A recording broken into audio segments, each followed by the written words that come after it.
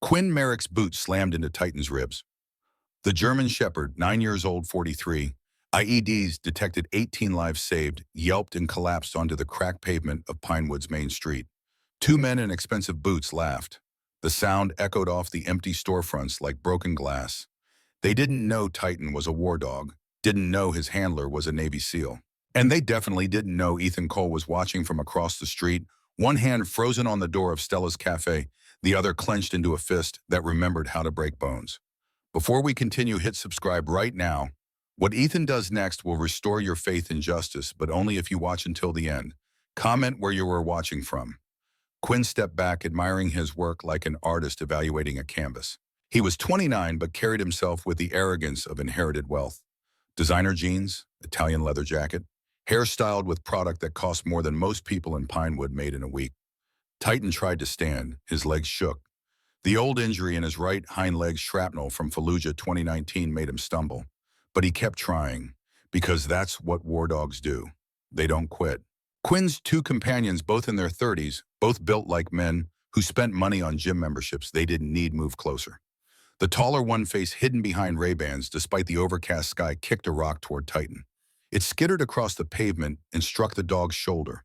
Titan flinched but didn't retreat. His amber eyes stayed locked on Quinn. Assessing, calculating. Even now, even broken, the dog was still on duty. Ethan crossed the street. His boots made no sound. Years of moving through hostile territory had taught him how to become a ghost when necessary. He was 38, lean rather than bulky, with the kind of strength built from carrying wounded teammates through desert heat and mountain cold.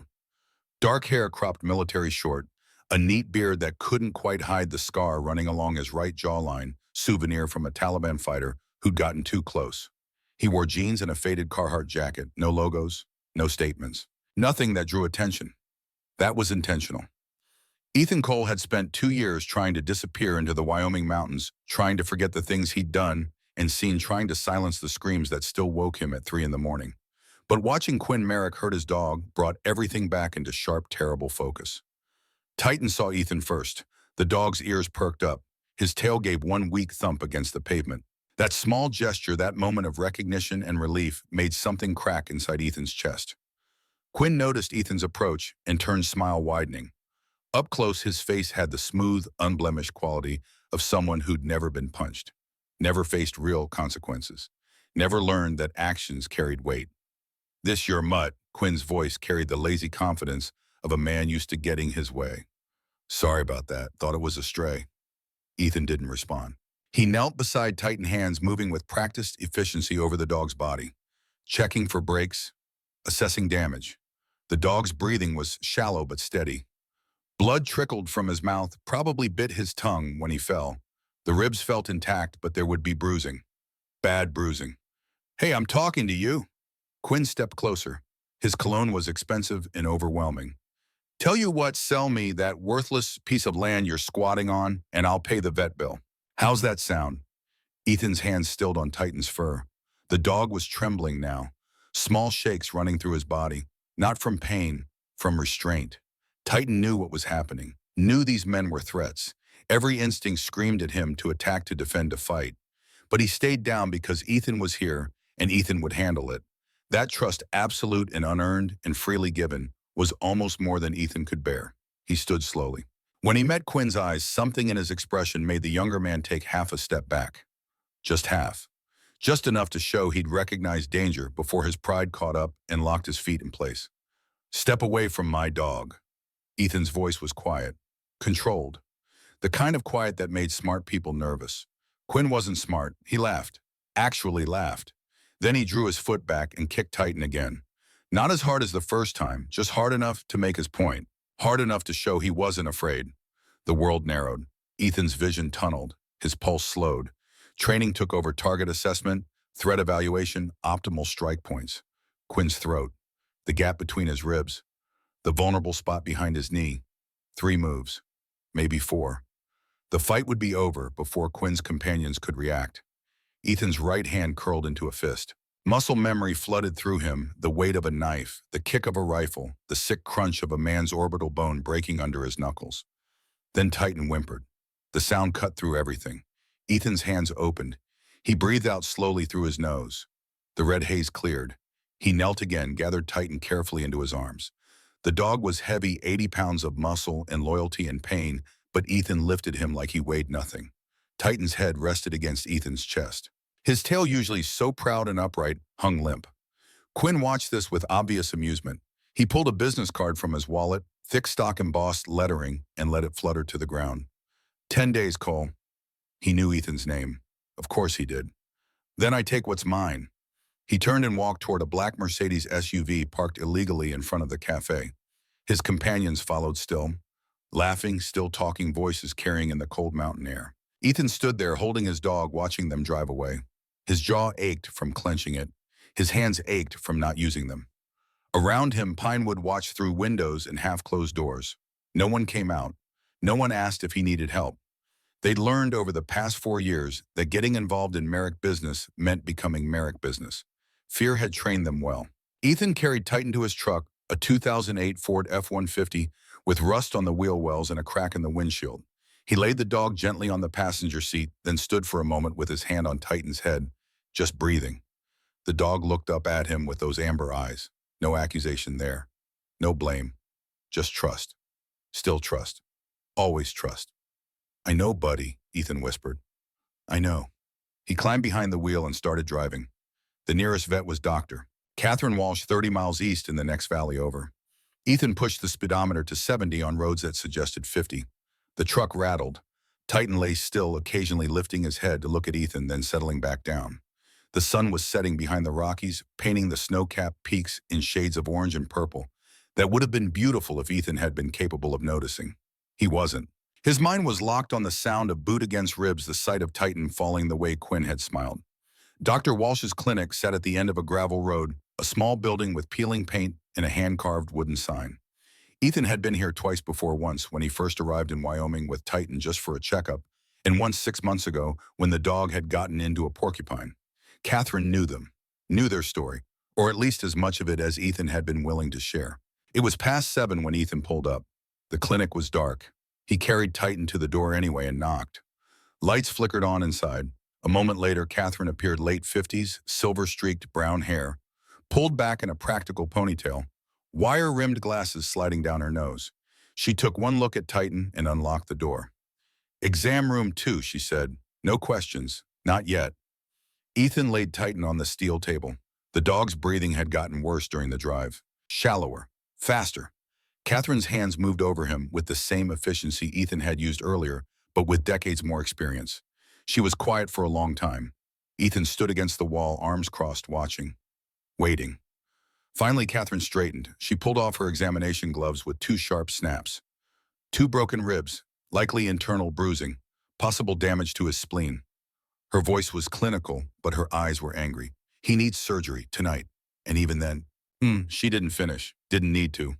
Cost, Ethan asked. $4,200. Ethan pulled out his wallet. Inside were 3 bills, 200s and 420s. $340. That was it. That was everything he had until next week's paycheck from the odd jobs he picked up around Pinewood. Catherine watched him count it twice, as if the numbers might change. I can do payments, Ethan said quietly. She studied him for a long moment. Behind her glasses, her eyes were sad. She'd been a vet in rural Wyoming for 30 years. She'd had this conversation before. Too many times before. How much can you put down? $340. Catherine sighed, pulled off her glasses, rubbed the bridge of her nose.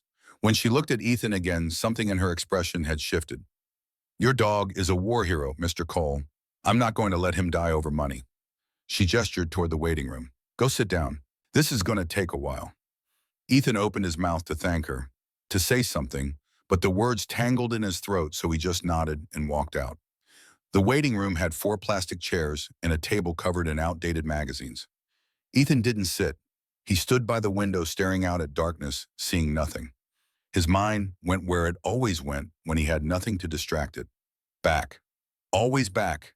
Iraq 2019, the outskirts of Fallujah. Heat that made your brain feel like it was cooking inside your skull. Dust so thick you could taste it hours after you'd left the field. Ethan's team, 7 SEALs, 3 Iraqi interpreters and Titan, moving through a residential neighborhood that intelligence said was clear. Intelligence was wrong. Intelligence was often wrong. They'd been there to extract a high-value target. ended up in a firefight instead. Bullets punching through walls, kicking up dirt, the air filled with cordite and screaming. Titan had been 20 feet ahead, checking doorways the way he'd been trained. Ethan saw the dog stop. Sit. The signal that meant explosives detected. Ethan raised his fist. The team halted. They found the IED exactly where Titan indicated, 50 pounds of homemade explosives wired to a pressure plate hidden under a blanket in a doorway they would have walked through in another 30 seconds. If Titan hadn't caught it, if they'd kept moving, the explosion would have killed or maimed every man in the squad. Instead, they called it in. Explosive ordnance disposal came and dismantled it. They completed the mission. Everyone went home. Ethan had knelt in the dirt afterward while the rest of the team packed up and held Titan's face in both hands. "Good boy," he'd said. "You saved us. Again." Titan had licked his face, tail wagging, happy just to have done his job. That was the 17th time the dog had found an IED before it could kill someone.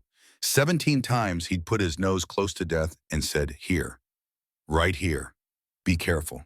And today in a nothing town in Wyoming, that same dog had been kicked by a spoiled child playing at being a man. The fury that rose in Ethan was old and familiar and dangerous. He'd learned to control it in the SEALs, learned that anger made you sloppy, made you dead, but control wasn't the same as absence. The anger was always there, just beneath the surface, waiting for an excuse. He forced his breathing to slow, counted backwards from 20. Did the exercises the VA therapist had taught him before he'd stopped going to therapy. It almost worked. The surgery took 3 hours and 40 minutes. Ethan knew because he watched every minute tick by on the wall clock. He didn't sit, didn't pace, just stood by the window perfectly still, while his mind ran through scenarios he'd promised himself he'd never think about again. At 10:47 p.m., Catherine emerged. She looked exhausted. There was blood on her scrubs. "He's stable," she said. "Strong heartbeat, breathing steady. He'll need 2 weeks of complete rest, but he should make a full recovery." The relief that hit Ethan was physical. His knees actually weakened. He put one hand against the wall to steady himself. "Can I see him?" Catherine nodded and led him to the recovery room. Titan lay on a padded table, still unconscious from the anesthesia. His breathing was slow and even. Someone Catherine probably had cleaned the blood from his muzzle. Ethan walked over and rested his hand on the dog's head. The fur was warm, alive. "Thank you," he managed to say. Catherine stood in the doorway, arms crossed. "You know who did this?" "Yes." "Are you going to do something stupid about it?" Ethan didn't answer. After a moment, Catherine sighed. "Quinn Merrick has done this before. Not to war dogs, but to other animals. Pets, strays, whatever crosses his path when he's in the mood." She paused. "His father owns half this county. Sheriff won't touch them. Town council won't touch them. They're untouchable, Mr. Cole." "Nobody's untouchable," Ethan said quietly. Catherine studied him, really looked at him, saw the scars, the stillness, the controlled violence that lived behind his eyes. "No," she agreed. "I suppose they're not, but touching them has consequences. Ask Walter Brennan, ask the Johnsons, ask anyone who's tried to stand up to the Merricks in the last 4 years." She left him alone with Titan. Ethan pulled up a chair and sat. He'd spent countless nights like this in Iraq and Afghanistan, sitting beside wounded teammates waiting to see if they'd make it. Some had, some hadn't. He'd learned not to pray during those vigils. God, in his experience, didn't listen to men with blood on their hands. But he broke that rule tonight. Please, he thought, not him. Take anything else, but not him. Titan's ear twitched. His paw moved slightly, like he was running in his sleep, chasing something, or maybe running from something. Ethan stayed until dawn. When he finally left the clinic, the sun was rising over the mountains, turning the sky shades of pink and gold. It was beautiful. Ethan barely noticed. He drove back to Pinewood on autopilot, his mind elsewhere. The town was just waking up, shop owners unlocking doors, early commuters grabbing coffee at Stella's Cafe. Everything looked normal, peaceful. That was the lie of small towns. They looked safe, felt safe, until they didn't. Ethan's cabin sat 30 miles outside Pinewood proper, at the end of a dirt road that turned to mud every spring and ice every winter. It had belonged to his grandfather, a man Ethan had known for maybe 10 cumulative weeks, spread across his childhood, but who'd somehow left him the property when he died 3 years ago. The cabin was small, 2 rooms, 1 bathroom. A kitchen that was really just a corner with a stove and a sink. But it had a porch that looked out over a valley, and in the mornings you could watch elk graze in the meadow below. His grandfather had died here. Heart attack. Alone. No one found him for 3 days. Ethan tried not to think about that too much. He parked the truck and sat for a moment just looking at the place. Weathered wood, tin roof, windows that needed replacing. It wasn't much, but it was his. The only thing in the world that belonged to him that the Navy hadn't given him or taken away. And Quinn Merrick wanted it. Ethan climbed out of the truck and walked to the porch, sat on the steps. The morning air was cold enough to see his breath. Somewhere in the trees, a crow called out. Another answered. He should sleep. He'd been awake for over 24 hours. His body ached. His eyes burned. But he knew if he lay down, he'd just stare at the ceiling, seeing Quinn's boot connect with Titan's ribs over and over again. So instead, he sat and watched the sun climb higher and thought about what Catherine had said. Untouchable. Maybe, maybe not. His phone buzzed, a text from a number he didn't recognize. This is Dr. Walsh. Titan is awake, asking for you. Well, not asking, but you know what I mean. Despite everything, Ethan smiled. He texted back, on my way. But first he went inside and opened the drawer beside his bed. Inside was a business card, thick stock, embossed lettering. The one Quinn had dropped on the street. Quinn Merrick, Chief Financial Officer, Merrick Development Corporation. And below that, in smaller text, building Wyoming's future. Ethan studied the card for a long moment. Then he pulled out his phone and did something he'd been avoiding for 2 years. He Googled the Merrick name. What he found made his jaw tighten. Donovan Merrick, age 61, former state senator. Failed re-election 4 years ago amid corruption allegations that never quite stuck. Now CEO of Merrick Development Corporation, a company that had purchased over 15,000 acres in this part of Wyoming in the past 3 years. There were photos. Donovan in a suit shaking hands with the governor. Donovan breaking ground on luxury developments. Donovan accepting awards from business councils and chambers of commerce. He looked distinguished. Silver hair, warm smile, the kind of face you'd trust. The articles painted a different picture. Family displaced after mysterious fire destroys home sells land to Merrick Development weeks later. Local rancher drowns in suspicious accident, estate sells property to Merrick Corporation. Environmental groups protest Merrick Development's clear-cutting practices. Protests shut down by county sheriffs. 58 parcels of land, 58 families who'd lived in this valley for generations suddenly gone. Relocated, bought out, or worse. And now Donovan Merrick wanted parcel 59. Ethan's parcel. He kept reading. Found an article from 2 months ago. Merrick Development announces Alpine Summit Resort, $120 million. Luxury development set to transform rural Wyoming. The article included architectural renderings, a massive ski resort, hotels, condos, a golf course, all of it spread across the valley where Ethan's cabin sat. According to the article, groundbreaking was scheduled for 75 days from now. Investors from Canada, international partnerships. The governor himself was expected to attend the ceremony. Ethan zoomed in on the map that accompanied the article. His cabin sat right in the middle of the proposed development. Without his land, there was a gap, a hole. The project couldn't proceed as designed. He was the last piece they needed, and Quinn Merrick had just shown him exactly what they were willing to do to get it. Ethan set down his phone, sat very still, thinking. 10 days, Quinn had said. Ethan had fought in wars that were won or lost in less time than that. He stood up, walked to the closet in the corner of the bedroom. At the back, behind old coats and boxes of his grandfather's belongings he hadn't sorted through yet, was a footlocker. Military issue, secured with a combination lock. Ethan spun the dial. The lock clicked open.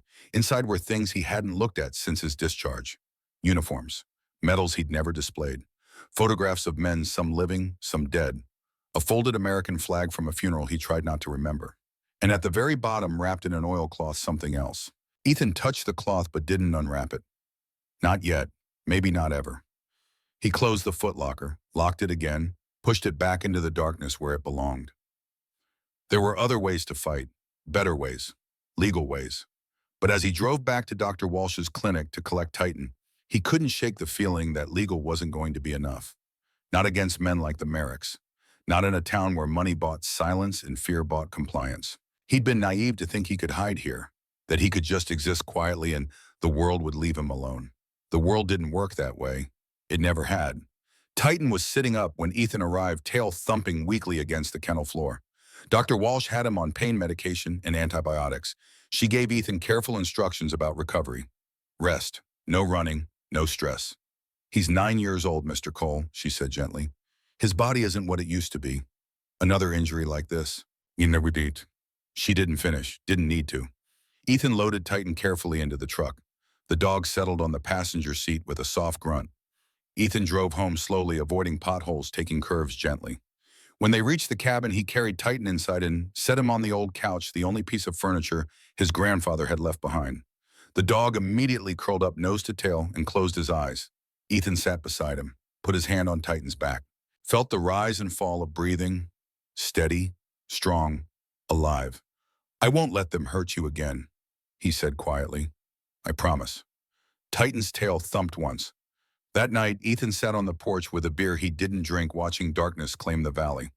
Somewhere out there, Quinn Merrick was probably celebrating, probably laughing with his friends about the nobody vet who just stood there and taken it.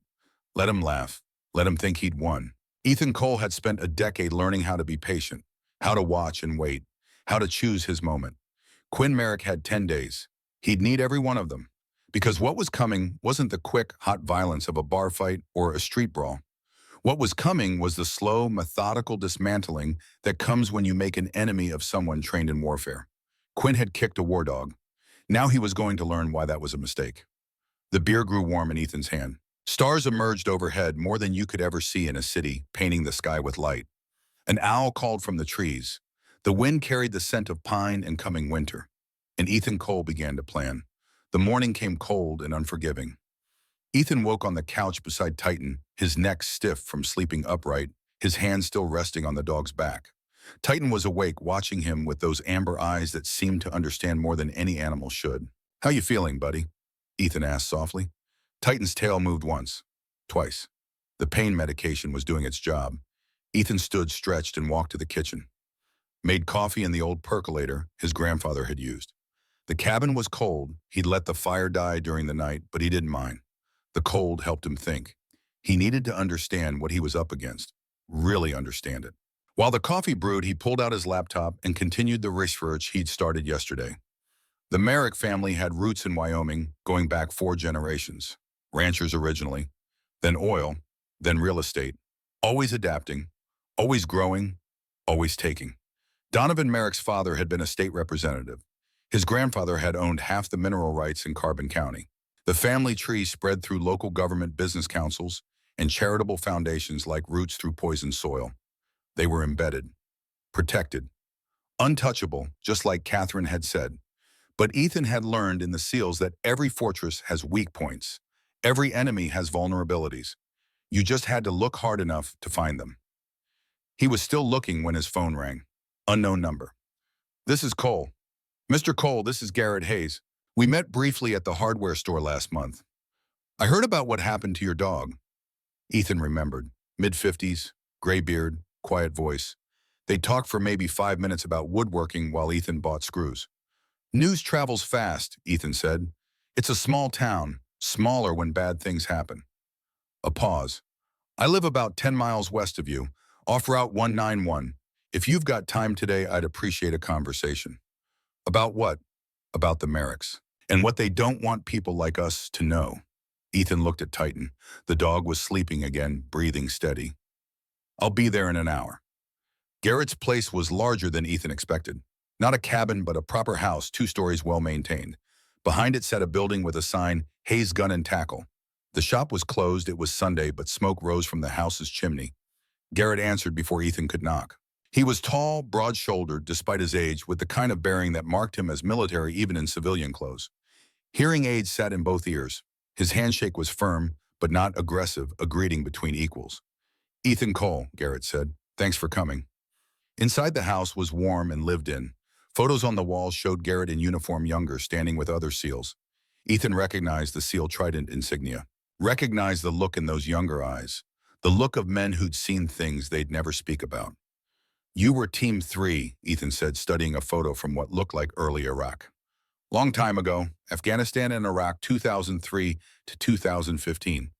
You tied me Team 5, Iraq and Afghanistan, got out 2 years back." Garrett nodded like this confirmed something he'd suspected. "Coffee, please." They sat at a kitchen table scarred with decades of use. Garrett poured 2 cups, pushed one across to Ethan, then sat heavily in a chair that creaked under his weight. "I'm going to be direct," Garrett said. The Merricks have been buying up this valley for 4 years. Started slow, friendly offers, fair prices. Then the offers got less friendly, the prices got less fair, and the people who said no started having accidents. What kind of accidents? Walter Brennan, you'll meet him soon, probably had a dog, yellow Labrador named Duke, 12 years old. Someone poisoned it with antifreeze. Garrett's jaw tightened. Week later, Merrick offered to buy Walter's land. Walter sold. Johnson family had a barn fire, lost everything, sold 2 weeks after. Martinez family's well got contaminated, sold. Patterson's truck got run off the road while he was driving home from church. He was hospitalized for a month. His wife sold the ranch while he was recovering. He died 3 weeks after getting home. Ethan listened without interrupting, his coffee growing cold in his hands. I'm telling you this, Garrett continued, because you need to know what you're dealing with. Donovan Merrick isn't just rich, he's patient, methodical. He doesn't do his own dirty work, but it gets done. Always gets done. And Sheriff Caldwell, he shook his head. Sheriff's a good man who made bad choices. He takes Merrick money to look the other way. Why are you still here? Garrett smiled, but it didn't reach his eyes. Stubbornness, and the fact that I have more lawyers than most folks around here can afford. Merrick offered me $450,000 for land worth maybe half that. I said no. 2 weeks later, someone broke into my shop during the night, took $35,000 in inventory. Guns, ammo, expensive fishing gear. Sheriff Caldwell investigated for about 10 minutes, filed a report, never followed up. And the sheriff works for Merrick. The sheriff gets paid by the county, but the county commissioners get elected with Merrick money. The mayor's campaign was funded by Merrick. The town council president's daughter works for Merrick Development. Garrett took a long drink of coffee. You see how it works? Ethan saw. 3 days ago, Garrett said, Merrick raised his offer to $500,000. I said no again. So now I'm waiting to see what accident finds me next. He met Ethan's eyes. I'm telling you all this because you kicked the hornet's nest yesterday. By not selling, by not bending, by standing there and taking it without breaking, you made yourself a problem. And the Merricks solve problems. I'm not selling, Ethan said quietly. I know, I saw how you looked at that dog, same way I looked at my teammates back in the day. Garrett stood, walked to a drawer, pulled out a USB drive, set it on the table between them. This is 6 months of documentation, photos of damaged property, recordings of veiled threats I've received, property records showing suspicious salespeople selling for a fraction of value right after accidents, transaction records showing cash payments from Merrick to county officials. I've been building a case, but I don't have the reach to do anything with it. Local law won't touch it. State police say it's not their jurisdiction. FBI doesn't care about small-town real estate disputes. He pushed the USB across the table. But if something happens to me, Garrett said, I want someone to know the truth. Someone who understands that sometimes you have to fight even when the odds are bad. Someone who won't quit when things get hard. Ethan picked up the USB, felt its weight in his palm. Thank you. Don't thank me. Just stay alive long enough to use it. And Cole, Garrett's voice dropped. They will come at you again. Harder this time. Be ready. They talked for another hour. Garrett had been part of SEAL Team 3 during the early days of Iraq. He'd seen things, done things, carried the same weight Ethan carried. They didn't talk about those things directly. Men like them rarely did, but the understanding was there, unspoken and complete. Two warriors recognizing each other across a kitchen table in the middle of nowhere, Wyoming. When Ethan finally left, the sun was high and cold. He drove back toward Pinewood Mine, working through what Garrett had told him. The Merricks had a system, a pattern, pressure, then escalation, then resolution. They'd pressured Ethan with Quinn's visit and the offer to buy. The attack on Titan was escalation. Resolution would come next. And resolution in the Merrick playbook meant getting what they wanted or destroying what stood in their way. He needed to be ready. Pinewood's main street was quiet for a Sunday. A few cars parked outside the diner. A couple walking their dog past the post office. Normal small-town America. If you didn't know what was happening beneath the surface, you'd think it was the most peaceful place on earth. Ethan pulled into the parking lot of Pinewood Cafe. The open sign glowed in the window. Through the glass, he could see Stella behind the counter, wiping down tables with the methodical efficiency of someone who'd been doing the same job for decades. He'd been coming here for 2 years ever since he'd moved to the cabin. Always sat at the same booth in the back corner, always ordered the same thing, coffee black, and whatever Stella recommended for breakfast. They developed the kind of relationship small towns were built on: polite, distant, comfortable. She knew he was former military. He knew she was a widow raising a son alone. That was the extent of it. But after yesterday, distance felt like a luxury he couldn't afford. The bell above the door chimed when he entered. Stella looked up and something in her expression shifted. Recognition, concern, maybe fear. She was in her early 50s with blonde hair starting to gray and lines around her eyes that spoke of hard years and harder choices. She'd lost her husband 8 years ago in a mining accident up near Gillette, raised her son alone, kept the cafe running through recessions and road construction and everything else that killed small businesses in places like Pinewood. Ethan, she said, her voice softer than usual. How's Titan recovering? Dr. Walsh says he'll be okay. Relief crossed her face like a shadow lifting. I'm glad. I heard what happened. I'm so sorry. The other customer in the cafe, an older man Ethan didn't recognize, paid his bill and left the bell, chiming again. Suddenly, the cafe was empty except for the two of them. Stella poured Ethan coffee without asking, brought it to his usual booth, then after a moment's hesitation, sat down across from him. This had never happened before. In 2 years of coming here, Stella had never sat with him. You need to know something, she said quietly, her hands wrapped around her own coffee cup like she needed the warmth. Quinn Merrick was here yesterday after what happened. He was bragging about it to his friends, about how the dumb vet just stood there, how easy it's going to be to take your land, how you're weak. Ethan's jaw tightened, but he said nothing, just waited. He's done this before, Stella continued, not just to you, to lots of people. My son Owen, he's 17 now.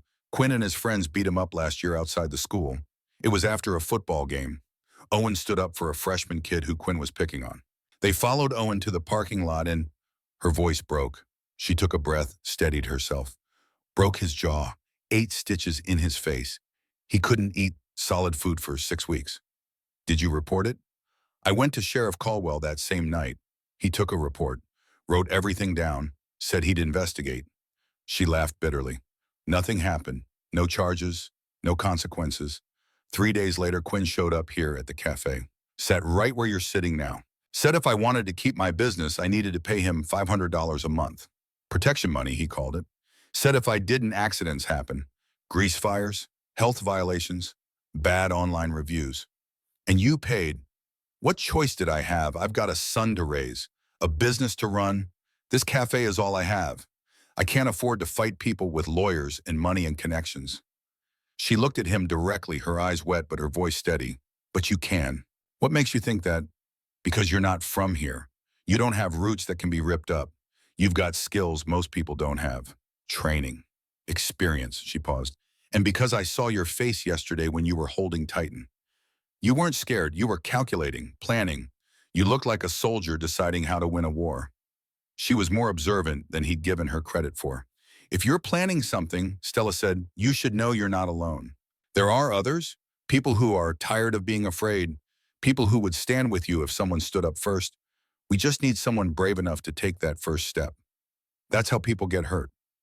People are already hurt, Ethan. We're just waiting for it to get bad enough that we can't ignore it anymore. Waiting for someone to show us it's possible to fight back. She stood up, started to walk away, then turned back.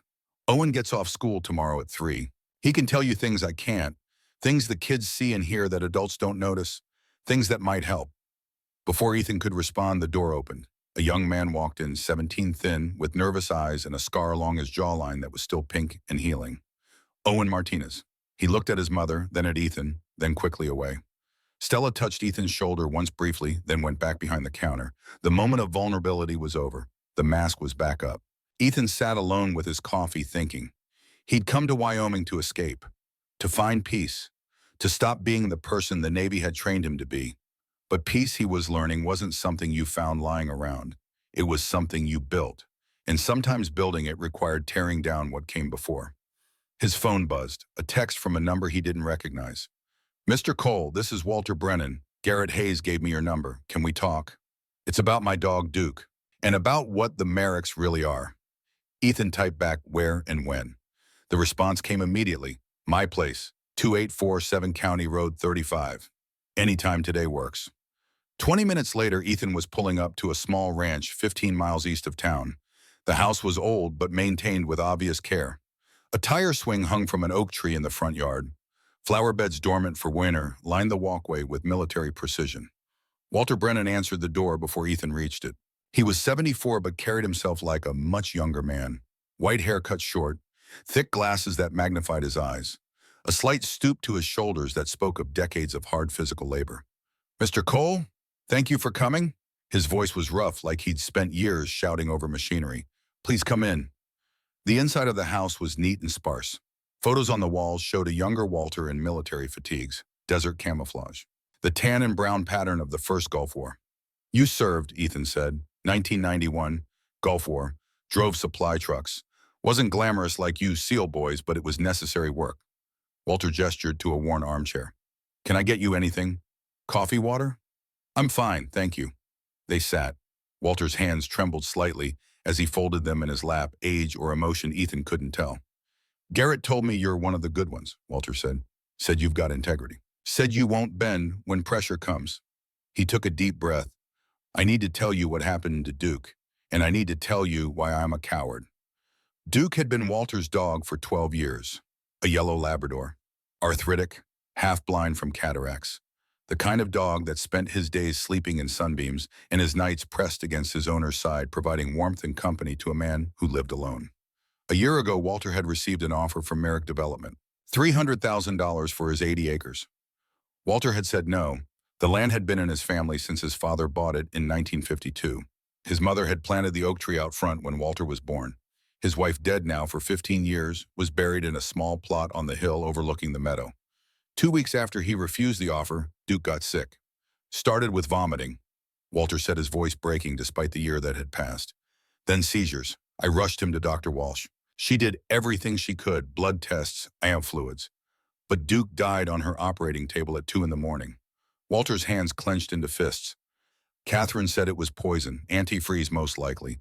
Someone had put it in something sweet, probably mixed with meat, and left it where Duke would find it. She said he must have eaten it hours before I noticed he was sick. By the time I got him to her, his kidneys were already failing. Walter had called Sheriff Caldwell. The sheriff had come out the next morning, looked around the property for 20 minutes, taken some photos, filed a report. Nothing happened. No investigation. No follow-up. The report disappeared into whatever black hole consumed reports that involved the Merrick family. 3 days after Duke died, Donovan Merrick himself had visited. Not Quinn, the father. He'd arrived in a black town car wearing a suit that probably cost more than Walter's monthly pension. Offered condolences about the dog, said what a shame it was, then raised his offer to $350,000. Walter had sold the next day. I told myself it was just a coincidence, Walter said, tears running down his weathered face now. That Duke was old, that maybe he got into something on his own, that maybe I was being paranoid. But I knew. Deep down in my gut, I knew they'd killed my dog because I said no. He looked at Ethan with eyes full of shame and rage and grief. I let them murder Duke, and then I gave them what they wanted. I took their blood money and I moved into this smaller place, and I've hated myself every single day since. His voice dropped to a whisper. I was a soldier. I drove through a war zone. I should have fought, but I was scared. I was tired. I was alone. So I sold my soul for $350,000. It's not your fault, Ethan said quietly. Isn't it? I had a choice. I could have fought, could have gone to the state police, the FBI, the newspapers, could have done something, but I didn't. I let them win. Walter stood up, walked to a desk in the corner, pulled out an envelope. When Garrett told me about Titan, about what Quinn did to him, I knew I had to do something. I can't bring Duke back, but maybe I can help you make sure they don't do this to anyone else. He handed the envelope to Ethan. Inside was a check for $10,000. This is my VA disability back pay from a claim I won last year. I was saving it for, well, it doesn't matter what for. Everything I was saving it for is gone, but you're still fighting. Your dog is still alive. Take this. Use it for Titan's vet bills. Use it for whatever you need to stop these people. Ethan stared at the check. $10,000. More money than Walter probably had in the world. I can't take this. Yes, you can. Because I'm not giving it to you. I'm giving it to the fight. I'm paying the price I should have paid a year ago when I had the chance. Walter's voice was firm now, steady. Please let me do this one thing right. Let me help you do what I couldn't. Ethan took the check, folded it carefully, put it in his wallet. Thank you, he said. Don't thank me. Just win. Beat them. make them pay for Duke and for Titan and for everyone else they've hurt. Walter sat back down. And there's something else. I've been watching them, keeping records. I know it's probably useless, but I couldn't just sit here doing nothing. He gave Ethan a folder thick with papers, property records, newspaper clippings about accidents and sales, a handwritten timeline of Merrick Development's land acquisitions, photos of damaged property, names and dates and dollar amounts. It was the work of a man who'd spent a year gathering evidence for a case he thought no one would ever prosecute. The work of someone trying to make amends the only way he knew how. They talked for another hour. Walter knew things, had observed patterns, had noticed details that might not mean anything individually, but together painted a damning picture. By the time Ethan left, the sun was setting and his truck was loaded with evidence from two different sources, Garrett's USB and Walter's folder. He drove back to the cabin, slowly, his mind assembling pieces of a puzzle. The Merricks weren't just bullies. They were running a sophisticated criminal enterprise disguised as legitimate business. And they'd gotten away with it because they'd isolated their victims, made each one think they were alone, made resistance seem impossible. But what if the victims weren't alone anymore? What if someone connected them? What if someone showed them that together they had power? Titan was awake when Ethan got home, tail thumping weakly against the couch cushions. Ethan sat beside him, scratched behind his ears, and said, "We might be in over our heads, buddy." Titan licked his hand. The message was clear. "Doesn't matter, we're in it together." That night, Ethan couldn't sleep. He sat at the kitchen table with his laptop going through everything Garrett and Walter had given him. 6 months of Garrett's meticulous documentation. A year of Walter's grief-driven investigation. Patterns emerged, methods repeated. A playbook that the Merricks had used over and over because it worked. Until now. At 2 in the morning, Ethan was still working when headlights swept across his windows. He stood quietly. Titan raised his head, ears forward despite the pain medication dulling his senses. Ethan moved to the window, staying to the side where he couldn't be seen. A truck was approaching up the access road. Not speeding, not trying to hide, just driving slowly toward his cabin with deliberate intent. His hand moved instinctively toward his waistband, then stopped. He didn't carry anymore. Hadn't in 2 years. That was part of the deal he'd made with himself when he'd left the teams. No more weapons, no more violence, no more being the person the Navy had created. But old habits die hard. The truck stopped 50 yards from the cabin. Doors opened. 4 men got out, silhouetted against their own headlights. Ethan couldn't see faces, but he could see builds, shapes. The way they moved with false confidence, the swagger of people used to intimidating others, not used to meeting real resistance. They weren't here to talk. The crowbars and bats they carried made that clear. Ethan's training kicked in immediately. Assess, plan, execute. 4 targets. Unknown armament beyond the visible weapons, possible firearms. High ground advantage, he was inside, elevated with the bottleneck of the door. Lighting disadvantage for attackers. Multiple escape routes if needed. He could handle 4. He'd handled worse odds in Kandahar and Fallujah and a dozen other places whose names he tried not to remember. But Titan couldn't run. The dog was barely 2 days out of surgery, and Ethan could not leave him. The men approached the cabin. One of them carried something along a baseball bat or metal pipe. Another had the crowbar raised like a club. They weren't hiding their intentions.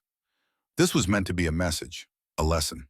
Ethan backed away from the window, moved to where Titan lay on the couch. The dog was trying to stand now, instinct overriding pain and medication. "Stay down," Ethan whispered, pressing gently on Titan's shoulder. "I've got this. I need you to stay." Titan whined but settled back. Ethan went to the closet, pulled out his grandfather's Remington 870 12-gauge pump-action shotgun. He'd cleaned it when he first moved in, more from habit than necessity. It was loaded with birdshot, enough to hurt at close range, not enough to kill at any real distance. Enough to send a message without crossing lines Ethan had promised himself he wouldn't cross again. The men were at the porch now, heavy footsteps on wooden boards, low voices anticipatory and cruel. Then the first blow, something heavy against the door. The wood shuddered but held his grandfather had built well. Another blow. The frame splintered around the lock. Ethan chambered around. The sound was unmistakable in the quiet cabin, a sound every man who'd ever handled a shotgun recognized and respected. The metallic chunk that said, "Things just got serious." The pounding stopped.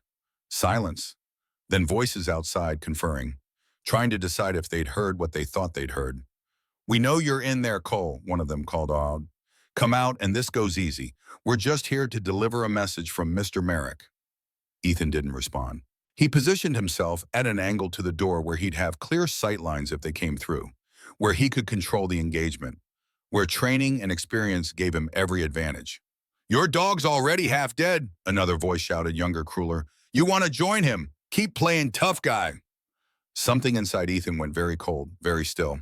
The part of him that had operated in war zones, that had made split-second life-and-death decisions, that had killed when necessary and lived with it after that part woke up after 2 years of forced sleep. He moved to the door, threw it open. The four men stood on his porch silhouetted by moonlight. All wore dark clothes. 3 wore ski masks. The fourth, the one with the crowbar, had his face exposed, mid-30s, scar across his nose. The kind of face that had been in fights before and won most of them. Until now. Ethan didn't point the shotgun at them, didn't need to, just held it casually across his body finger alongside the trigger guard barrel aimed at the porch floor between them. The threat was implicit, undeniable. "You've got 3 seconds to get off my property," Ethan said quietly. The scarred man laughed. "For what you're going to shoot, that'll land you in prison faster than—" Ethan raised the shotgun and fired into the air above their heads. The blast was deafening in the mountain silence. Birds exploded from nearby trees in panic and flight. The men stumbled backward, hands instinctively covering their ears, eyes wide with shock. Ethan chambered another round. The chunk-chunk sound cut through the ringing silence like a blade. 2 seconds, he said. They ran, stumbled down the porch steps, tripping over each other in their haste, scrambled for their truck. Doors slammed, engine roared to life. Taillights disappeared down the access road faster than they'd arrived. Ethan stood on his porch, shotgun lowered, now breathing steadily. His heart rate hadn't elevated above 70 beats per minute. That worried him more than the attack itself. He should have been afraid, should have felt adrenaline, should have felt something. Instead, he felt nothing. Just the cold professional assessment of threat neutralized. Target eliminated, mission accomplished. He was slipping back, becoming what he'd been, what he'd promised himself he'd never be again. Behind him, Titan whimpered. Ethan turned. The dog had dragged himself halfway across the living room, trying to reach the door, trying to help.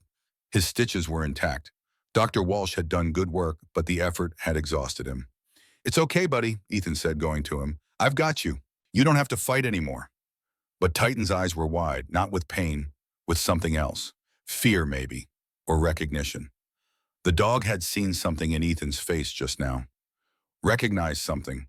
The part of Ethan that knew how to be cold, how to be dangerous, how to hurt people when necessary. Ethan realized his hands were shaking.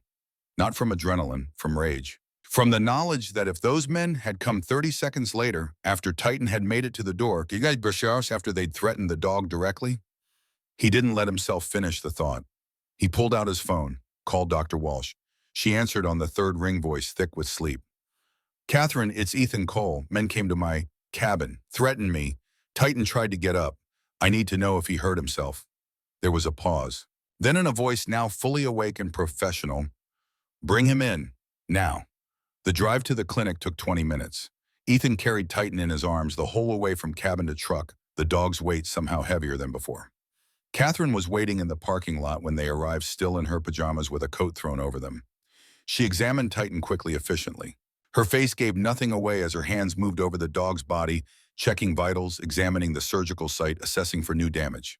Finally, "He's okay. Stitches held. No new injuries."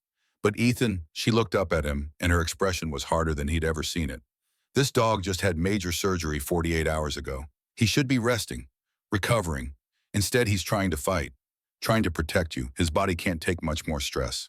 Where dogs don't retire the way they should. They keep serving until they can't anymore, until their hearts give out or their bodies break down. Titan will die protecting you if you let him.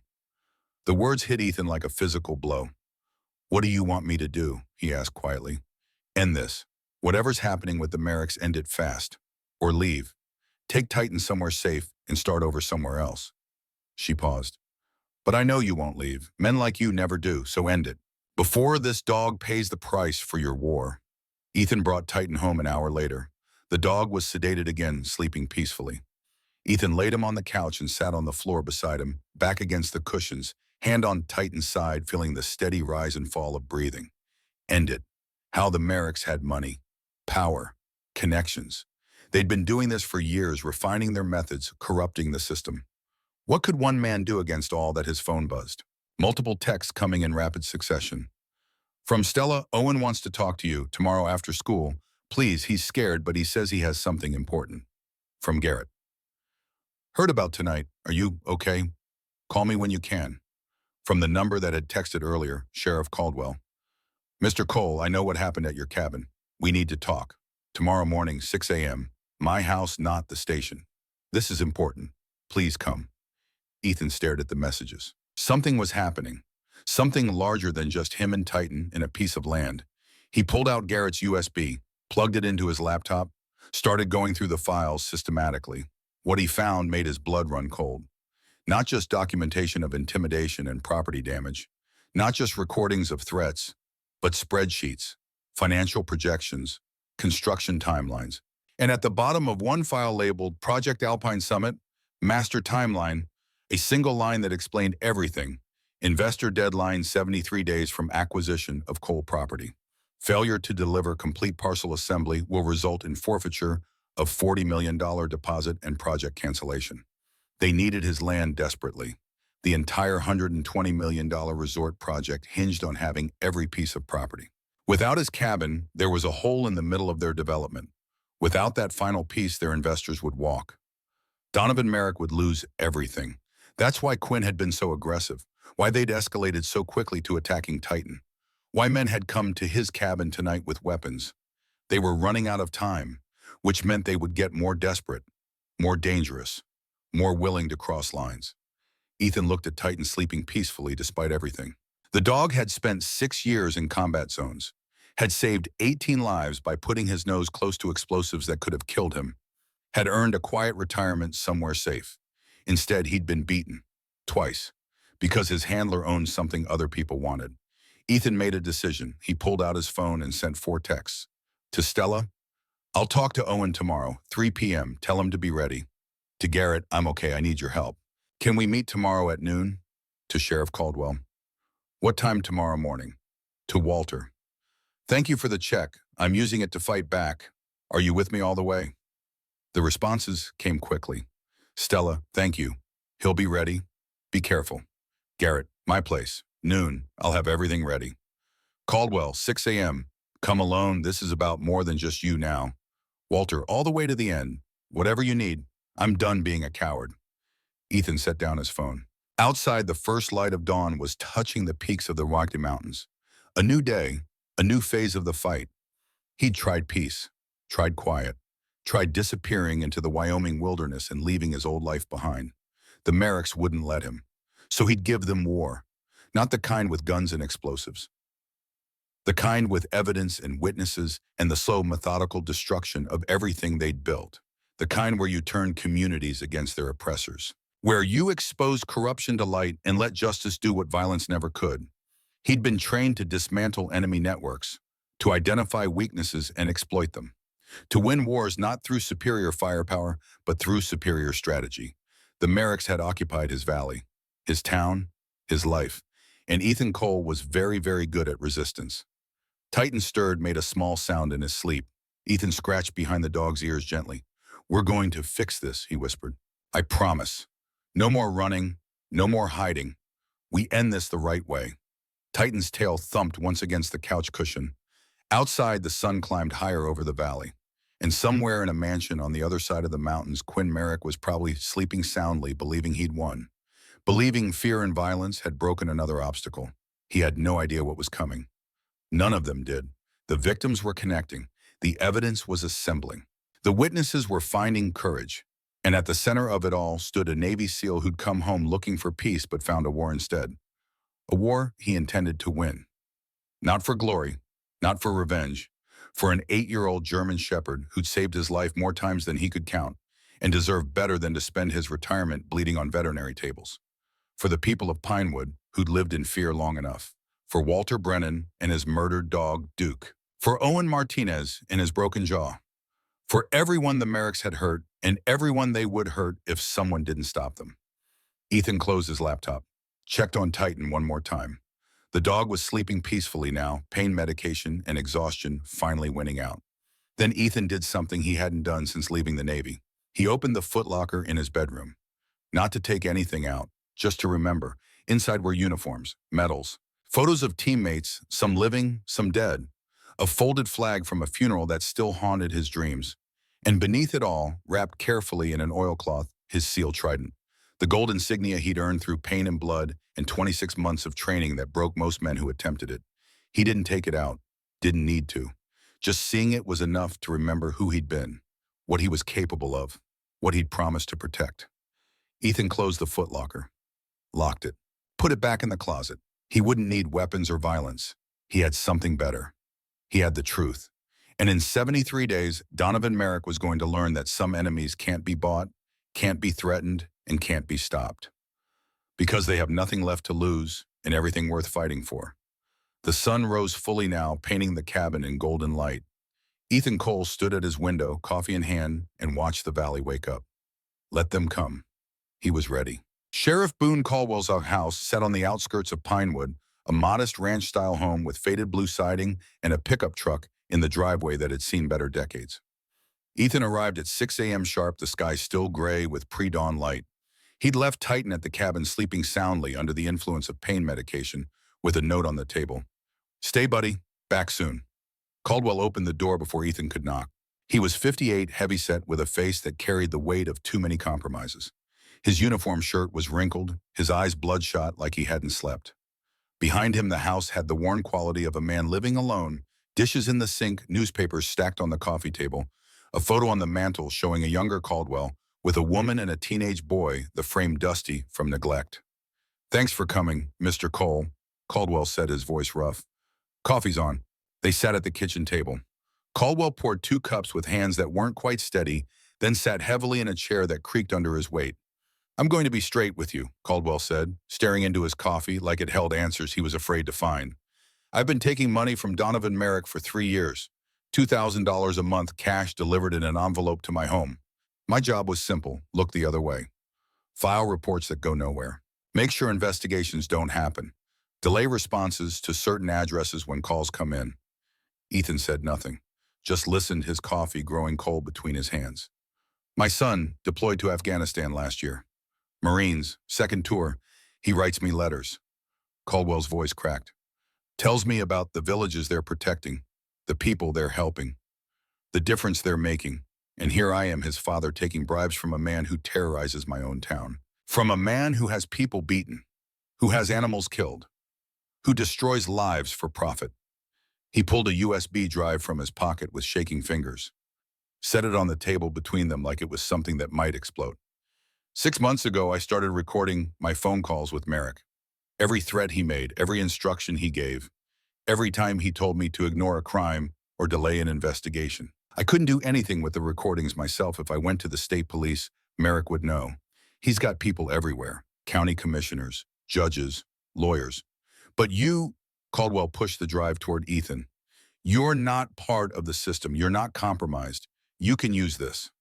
Why now? Ethan asked quietly.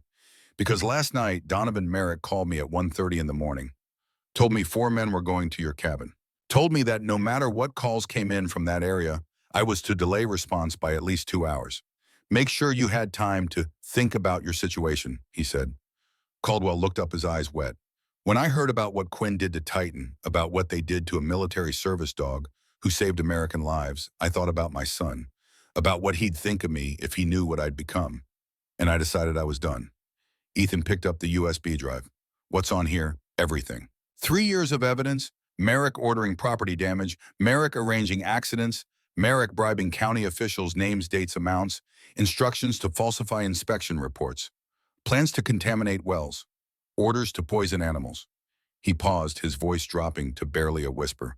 And one conversation where he discusses killing someone if they don't sell. He didn't use those exact words, but the intent was clear. It's all there. This is enough to bring him down. Maybe. But recordings alone aren't always enough. Good lawyers can challenge them. Call them out of context. We need more. We need witnesses willing to testify, people who will stand up in court and tell the truth about what the Merricks have done. Caldwell stood, walked to the window, looked out at the rising sun. And there's something else you need to know. Merrick has a deadline, 73 days from today, some kind of investor meeting. If he doesn't have all the land by then, including yours, the whole Alpine Summit project collapses. He'll lose $40 million in deposits and loans. Everything he has. I know, Ethan said. Caldwell turned back surprised. You know, Garrett Hayes gave me documentation, financial projections, construction timelines, the whole playbook. Something like relief crossed Caldwell's face. Then you understand. You understand that Merrick is desperate now. That desperate men are dangerous. That he'll do anything, and I mean anything, to get your land. I understand. There's one more thing. Caldwell walked to a cabinet, pulled out a card. I contacted an FBI agent in Denver 2 weeks ago. Her name is Meredith Kane. She specializes in public corruption and organized crime. I told her I might have information about a case in Wyoming. She's interested, but she needs something solid. Multiple witnesses, clear evidence. The kind of case that can survive expensive lawyers and political pressure. He handed the card to Ethan. Special Agent Meredith Kane, FBI, Denver Field Office. Can you get her here? Ethan asked. She'll come if we can show her we have a real case. Right now, all we have are pieces. You need to put them together. You need to convince the victims to come forward, to stand together. Caldwell's voice hardened with something like hope. And you need to do it fast. Because every day that passes is another day Merrick gets more desperate. Ethan left Caldwell's house as the sun broke over the mountains, painting the sky in shades of orange and pink. He had 3 USB drives now. Garrett's documentation, Caldwell's recordings, and Walter's handwritten notes. 3 different perspectives on the same criminal enterprise. The pieces were coming together. At noon, he met Garrett at the gun shop. Inside, Garrett had transformed his workbench into a command center, printed documents spread across the surface, photos pinned to a corkboard, a timeline written on poster board in neat military script. It looked like something from a war room, which Ethan supposed it was. I've been tracking Merrick's land acquisitions, Garrett said, pointing to a large map spread across the center of the bench. Red X's marked each property Merrick had purchased over the past 4 years. 58 marks in total, forming a rough oval around a central point. That's your land, Garrett said, tapping the center with his finger. Everything Merrick bought surrounds it. You're the keystone. Without your property, the resort plan has a hole right in the middle of the development. The ski slopes can't connect. The access roads don't work. The whole architectural design falls apart. So he needs me to sell. He needs you to sell, or he needs you gone. Garrett met Ethan's eyes. And in the next 73 days, as that deadline gets closer, things are going to get worse. Much worse. They spent 3 hours cross-referencing Garrett's documentation with Caldwell's recordings. The picture that emerged was methodical and damning. Donovan Merrick hadn't just bought land, he'd orchestrated a campaign of systematic terror. Property damage carefully timed to precede offers. Animals poisoned to break people's will. Wells contaminated. Barns burned. And in 2 cases, suspicious deaths that had been ruled accidents but looked very different when examined alongside the pattern. This is enough, Ethan said, looking at the evidence spread before them. This is more than enough to put him in prison. Maybe, if we can get people to testify. Garrett leaned against the workbench, arms crossed. But Cole, these people are terrified. They've been scared for years. They've watched their neighbors get destroyed. Seen what happens when you stand up to the Merricks. You're going to have to give them a reason to be brave. What kind of reason? Show them they're not alone. Show them that together they have power. Show them that you won't back down no matter what. Garrett paused. And you need to be ready for the cost. Because when you stand up, you become the target. Everything they've done to others, they'll do to you. Only worse. I know. Do you? Garrett's voice was sharp. Because I've been where you are, I thought I could fight them alone. Thought my money and my lawyers would be enough. But they're patient. They're methodical. They don't give up. He gestured to his hearing aids. These aren't from combat coal. These are from a construction accident 6 months ago. Explosion at a work site I was visiting. Officially faulty wiring. But the timing was interesting 3 days after I increased my offer to help other landowners fight back. Ethan felt ice in his stomach. They tried to kill you. They tried to send a message. The message was back off or next time we won't miss. Garrett smiled without humor.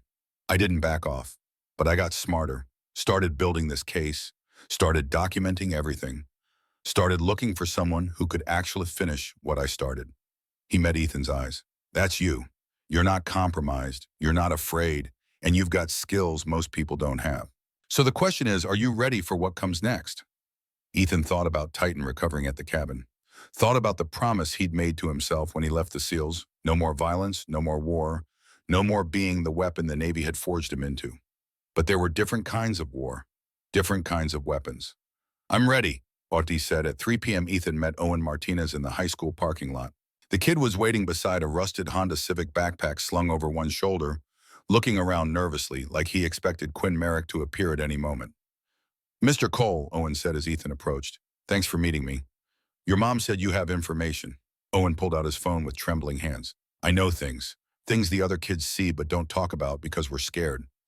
But after what they did to Titan, after what they've done to everyone, his voice hardened. I'm tired of being scared. He showed Ethan his phone. Photos and videos, dozens of them. Quinn Merrick exchanging pills for cash in the school parking lot. Text messages, arranging drug deals using barely coded language that was obvious in context. Screenshots of Venmo payments with emoji references to party supplies and good times. Quinn sells drugs at school, Owen said. Not hard stuff mostly. Oxy, Adderall, Xanax. Pills he gets from somewhere. Kids think his dad has connections with a pharmacy in Cheyenne. He's been doing it for 2 years. Everyone knows. But the principal won't do anything because Donovan Merrick donated money for the new gym, because Quinn's dad is important. Ethan scrolled through the evidence. It was careless, arrogant, the behavior of someone who'd never faced real consequences. Why show me this? Ethan asked. Owen looked away, his jaw tight. Because you stood up to him. Because you didn't bend when they hurt Titan. Because his voice broke. When they beat me up last year, my mom wanted to fight. Wanted to go to the police, hire a lawyer, make them pay. But I told her not to. I was scared of what they'd do to her, to our business, to us. And now I hate myself for it.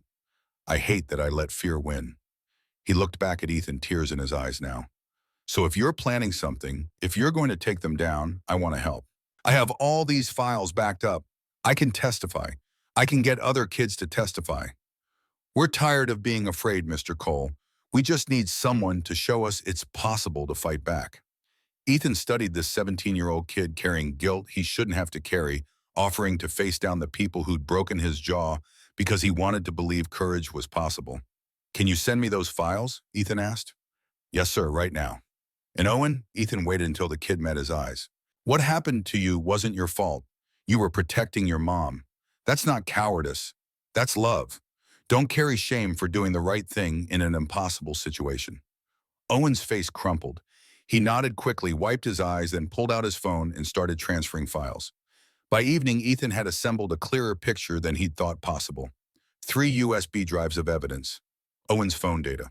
Walter's year of documentation. A network of victims who'd stayed silent because they thought they were alone. But they weren't alone. Not anymore. He made calls, sent texts.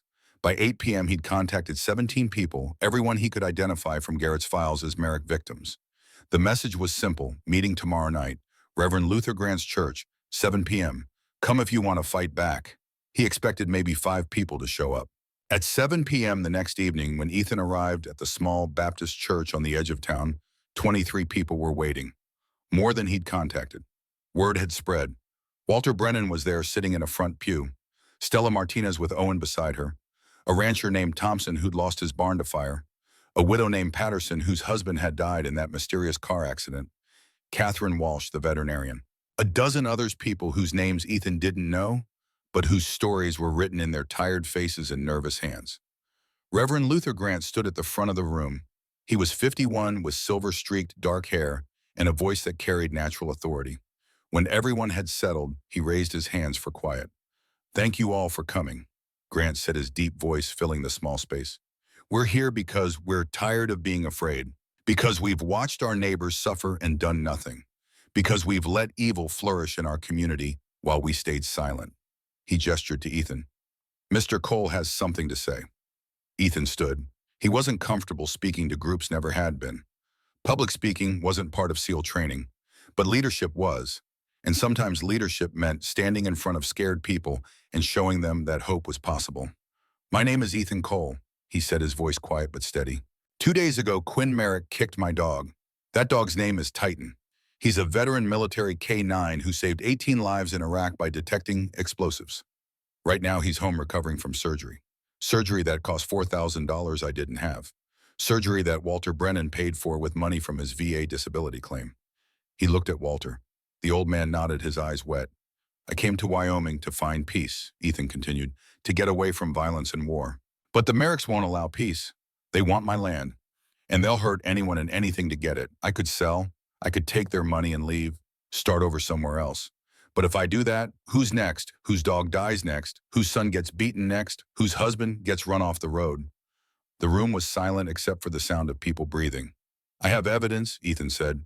Recordings of Donovan Merrick ordering crimes, documents showing financial fraud, photos of property damage, testimony about drug dealing, 3 years of documentation from multiple sources, enough to bring the Merricks to trial. But evidence alone isn't enough. The FBI needs witnesses, people willing to stand up in court and tell the truth about what happened to them. They'll destroy us, someone said from the back, a woman in her 60s with fear in her voice. They have lawyers, money, connections. They'll drag us through courts for years, bankrupt us, ruin us. Maybe, Ethan said, but they can't destroy all of us. Not if we stand together, not if we refuse to be silent anymore. Easy for you to say. The rancher Thompson spoke up, his voice bitter. You're a Navy SEAL. You're trained for this. We're just regular people trying to survive. So am I, Ethan said quietly. I fix fences for $20 an hour. I chop wood. I drink coffee at Stella's Cafe and try to make my disability check last the month. The only difference between me and you is that I've seen what happens when good people stay silent.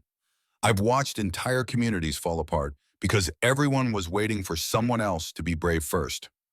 I've stood at funerals for men who died because the people who could have helped were too afraid to act. He paused, gathering his thoughts. I'm not asking you to fight. I'm not asking you to put yourselves in danger. I'm just asking you to tell the truth. To say out loud what happened to you. To let the FBI and the courts and the world know that the Merricks aren't successful businessmen. They're criminals who've gotten away with terror for 4 years. He pulled out a folder. Inside were printed statements, everything he'd gathered from various sources. The FBI is interested, he said. Special Agent Meredith Kane in Denver. But she needs a case she can win. She needs witnesses. People willing to go on record. I can't force anyone to do that. But I'm asking, if the Merricks hurt you, if you've seen crimes and stayed quiet, now is the time to speak. No one moved. The silence stretched. Ethan felt his hope beginning to crack. Maybe Garrett was right. Maybe fear was too strong. Maybe Walter Brennan stood. They killed my dog, Duke, he said, his voice shaking but clear. Poisoned him because I wouldn't sell my land. I sold anyway because I was a coward. But I'm done being a coward. I'll testify. Stella stood next.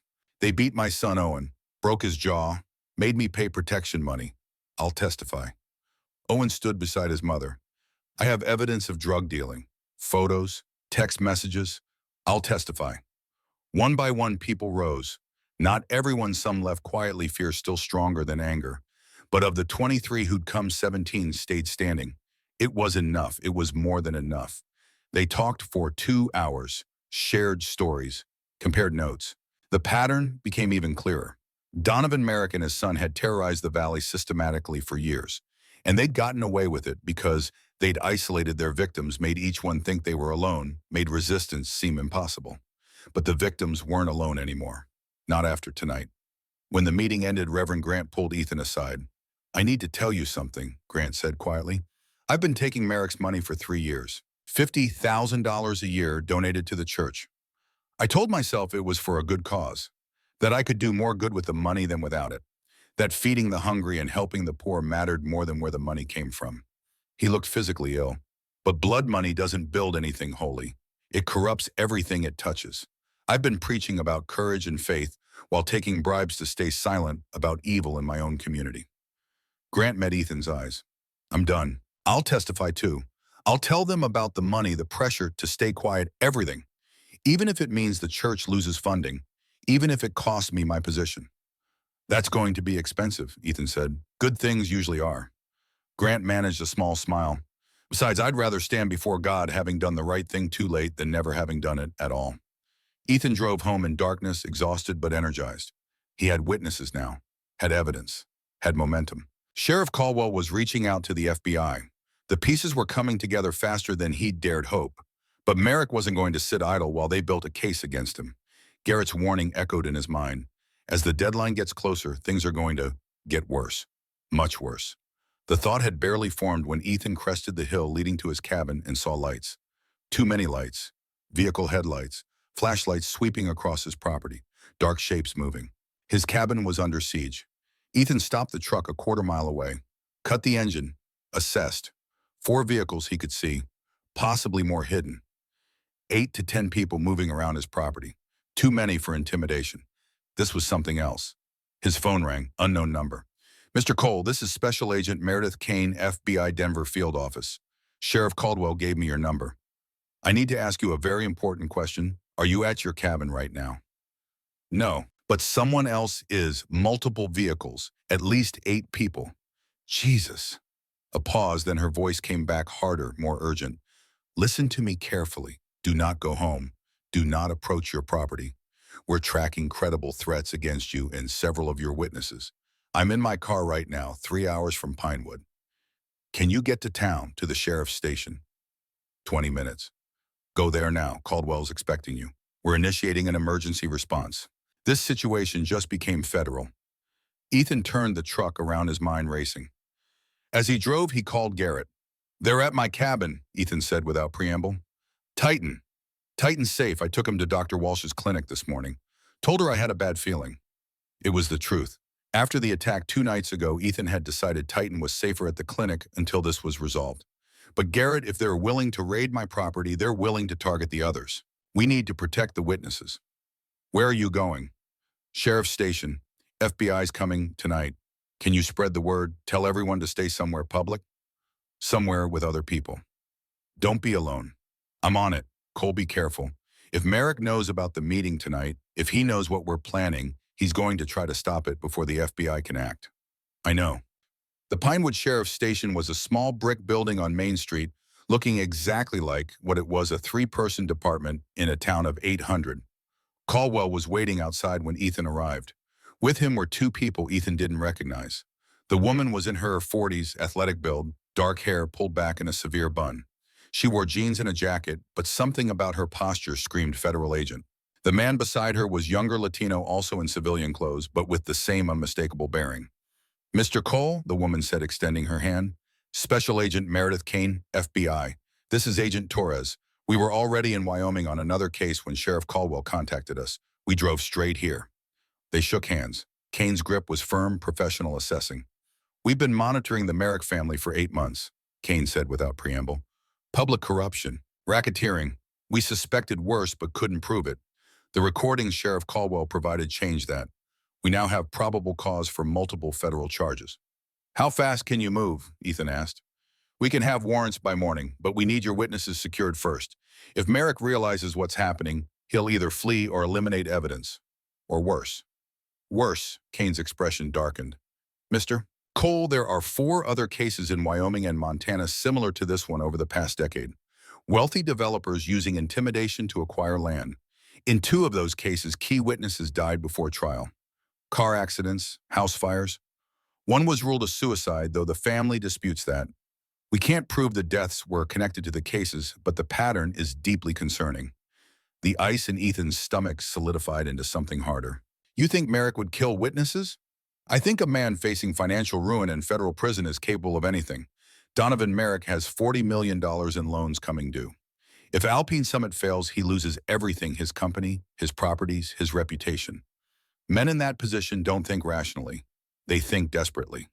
They moved inside. Kane spread out a map on Caldwell's desk, the same valley map Garrett had shown Ethan, but with additional markings. This is what we know, Kane said, pointing to various locations. Merrick Development has borrowed heavily against future profits from Alpine Summit. The company's current debt exceeds $60 million. Donovan Merrick personally guaranteed these loans. If the project fails, he doesn't just lose the business. He goes bankrupt. Maybe faces charges for fraudulent loan applications. How much time does he have? Ethan asked, though he already knew. According to the documents, Sheriff Caldwell provided 72 days until his investors require proof that all land has been acquired. If he can't deliver, they pull out. The whole project collapses. She looked at Ethan. Your property is the last piece. Without it, he has nothing. Which means for the next 72 days, you are the most dangerous person to his future. Do you understand what that means? It means he'll try to force me out or make me disappear. Exactly. Kane's voice was sharp. Which is why when we move on Merrick tomorrow, you need to understand what you're stepping into. He'll know the case came from you. He'll know you organized the witnesses. You become the focal point of his anger and desperation. Are you prepared for that? Ethan thought about Titan recovering at the vet clinic, thought about Walter and Stella and Owen, and all the others who'd found the courage to stand up. Thought about the choice between running and fighting, between peace and justice. Yes, he said, I'm prepared. Kane studied him for a long moment, then nodded. All right, here's how this works. She laid out the plan.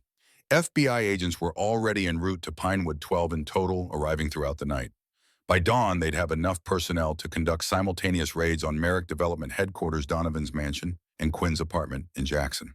They'd seize documents, computers, financial records. Arrest both Merricks on federal charges ranging from racketeering to witness intimidation. But first, they needed to secure the witnesses. Ethan pulled out his phone, started making calls.